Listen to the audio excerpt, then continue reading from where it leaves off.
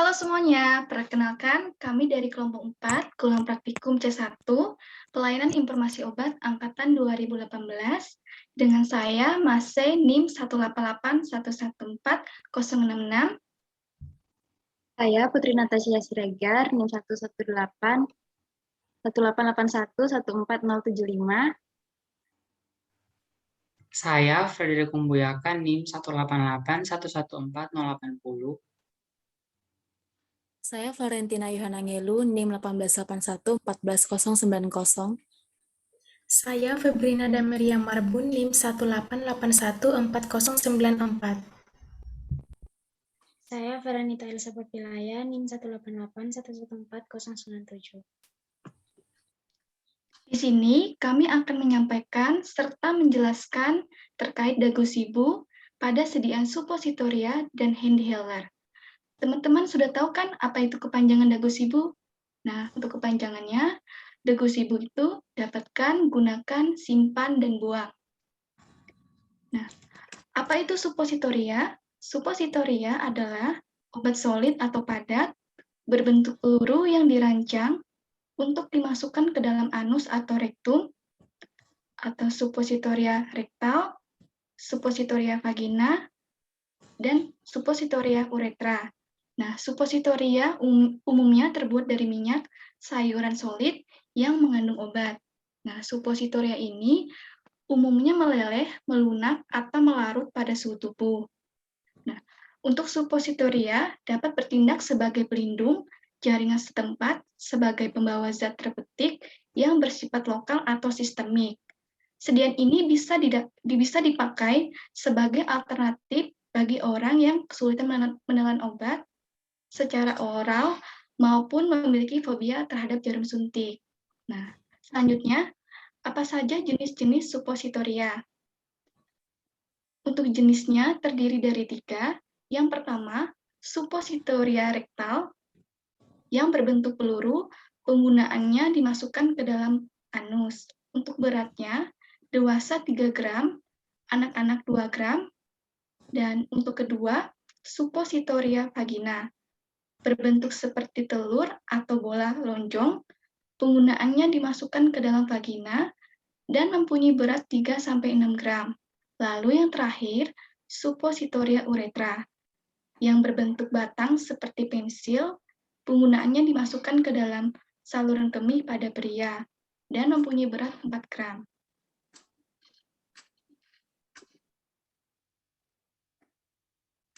Dagusibu. Yang pertama, dapatkan. Kita dapat memperoleh obat suppositoria setelah melakukan pemeriksaan kesehatan di fasilitas kesehatan, seperti rumah sakit dan puskesmas, maupun membeli obat secara mandiri di apotek ataupun toko obat. Selanjutnya, gunakan. Di sini kami akan membahasnya secara umum penggunaan suppositoria. Yang pertama, langkah yang dapat kita lakukan adalah mencuci tangan dengan sabun dan air mengalir. Kedua, jika suppositoria lembek, masukkan ke dalam kulkas atau letakkan di dalam air dingin selama 30 menit agar mengeras kembali. Yang ketiga, buka kemasan suppositoria. Yang keempat, lumasi suppositoria menggunakan air lubrikan. Perlu teman-teman ingat, jangan menggunakan vaselin untuk melumasi suppositoria. Langkah selanjutnya, kita memposisikan tubuh, yaitu dengan cara memiringkan tubuh. Kemudian, tarik salah satu kaki setinggi perut dan bagian kaki lainnya dengan posisi lurus. Langkah selanjutnya, masukkan suppositoria dengan bagian yang runcing terlebih dahulu, sedalam setengah sampai 1 inci untuk anak-anak dan 1 inci untuk orang dewasa. Kemudian, diluruskan kaki dengan posisi berbaring miring selama 5 menit, agar suppositoria tidak keluar kembali. Langkah terakhir, cuci tangan dengan sabun dan air mengalir untuk membersihkan sisa obat yang masih menempel. Selanjutnya kita masuk dalam penyimpanan suppositoria. Suppositoria disimpan pada pintu atau rak lemari pendingin, bukan di bagian refrigerator atau pembuat es. Usahakan diletak dalam wadah sendiri, tidak bercampur dengan bahan lain di dalam kulkas. Kemudian supositoria jangan disimpan pada suhu ruang. Karena bila disimpan pada suhu ruang, supositoria akan berubah bentuk atau mencair. Selanjutnya untuk pembuangannya, supositoria dibiarkan terlebih dahulu meleleh di suhu ruangan. Apabila sudah meleleh dan tidak berbentuk, kemudian dibuang pada saluran air.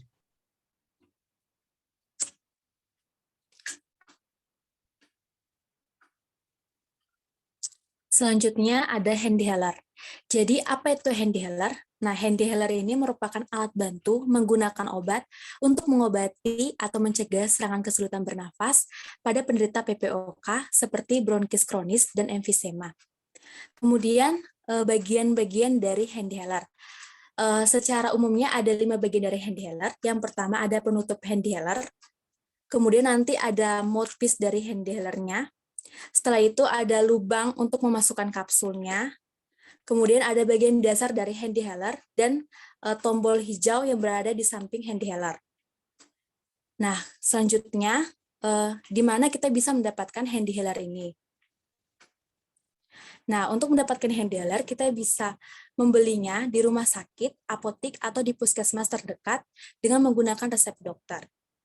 Selanjutnya, bagaimana kita menggunakan handyhaler? Jadi yang pertama, pastikan bahwa pasien sudah membersihkan tangannya, kemudian buka penutup dari handyhaler tersebut. Setelah membuka penutup dari handyhaler tersebut, itu dengan cara menekan tombol hijau pada bagian samping handyhaler. Nah, ketika sudah terbuka, maka akan terlihat mouthpiece-nya. Untuk membuka mouthpiece-nya, maka ditarik ke atas.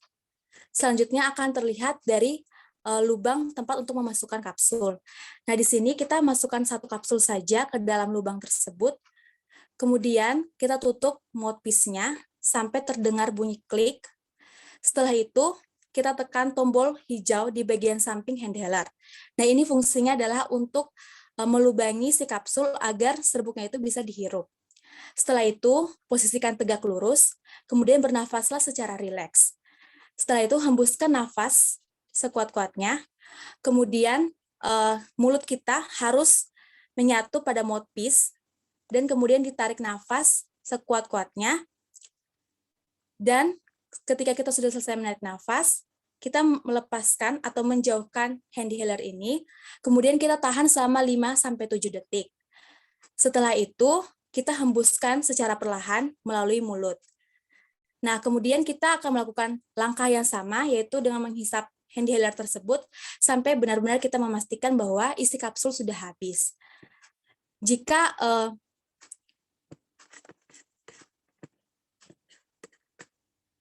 Jika tidak merasakan kapsul getar, jangan tekan tombol tindik hijau lagi, tetapi pegang handyhaler di posisi tegak dan ketuk handyhaler dengan lembut di atas meja. Periksa bahwa corong sepenuhnya tertutup. Kemudian tarik nafas lagi, perlahan dan dalam.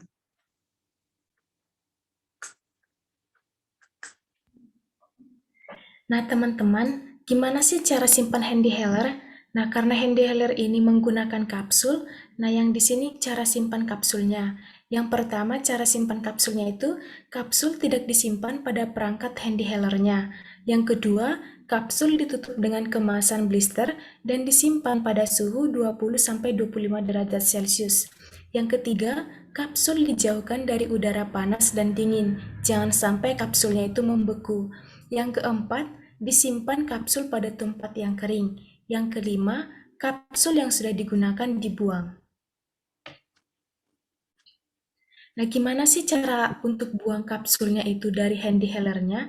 Yang pertama, kita buka corong dan keluarkan kapsul bekas lalu dibuang.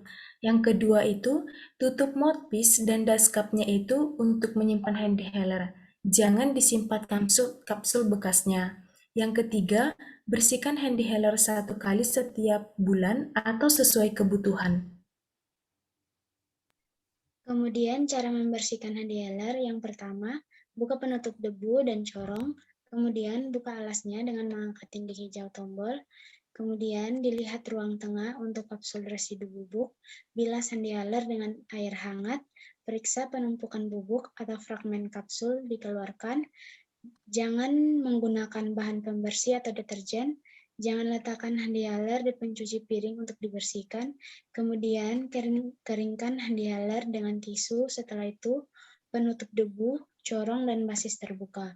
Kemudian jangan menggunakan pengering rambut untuk mengeringkan handihaler. Dibutuhkan 24 jam untuk mengeringkan udara. Jadi bersihkan handihaler tepat setelah digunakan. Kemudian jangan gunakan handihaler saat basah. Jika perlu, dapat dibersihkan bagian luar corong dengan kain lembab yang bersih. Untuk peringatannya, handihaler dan kapsul dijauhkan dari jangkauan anak-anak.